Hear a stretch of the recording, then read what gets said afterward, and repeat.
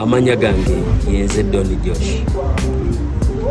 Bulijjo nkulaba naye nga sinafuna kakisoba kagaavu kakogeramuko naawe. Kati obudde buno kenkufunye nensobola okuba nga njogeramu naawe. Labika ebyo byonna mu bulamu obwo bitenedde, kubanga ngenda kukyusa obulamu bwo bwonna buteeke mu lunyiriri oba mu layini gy'owulira gy'oyagala.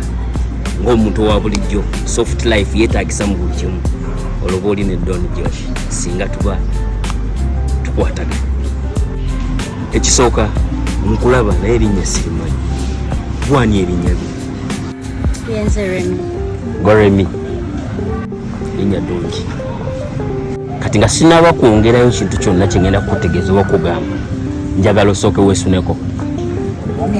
Ensooka weesuneko. Abamu obagamba okwesunako yeesunirako mu mutima, nze ne simanya. Badde nkusaba sooka weesuneko. Kati oli wa mukisa era nange neesiimye okubeera nga nkulako. Bulijjo njagala okubeera nga nkumiitingako kulabike nga twogeramu. Naye kati kenkulabye obulamu bwo bwonna bumaze okukyuka. Njagala nkyuse obulamu bwo mu buli kimu, okuva ku nyambala, endya, ensula, enneeyisa, buli kimu kyonna mu bulamu bwo nga wokimanyi. Yosulawa? Sula Nansana. Osula Nansana? Nansana tewayinza kusulibwa mukyala wange nga gwe. Mbadde njagala okutwalako ku estates zange. Nina ey'Emunyonyo, nina ey'Eggaba, nina ey'Ebbunga, nina eNajera, nina eMuyinga.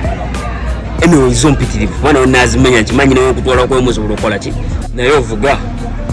Musajja wattu obuuza kuseka, nze atalinayo yadde omupiira gw'eggaali nyinza kwevuga ntya? Gwe naafaananawo oti tobeera nga tovuga. Kakati sikuyiseeyo mukyala Don Josh tayinza kubeera nga tavuga.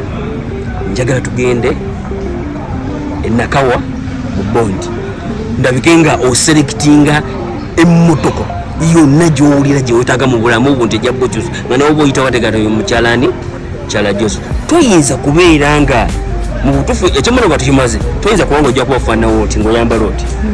Njagala tutuulemuko naawe tunoonye boutique ekyasinze wano mu Uganda okubeera ng'etunda engoye ekyasinze okubeera class.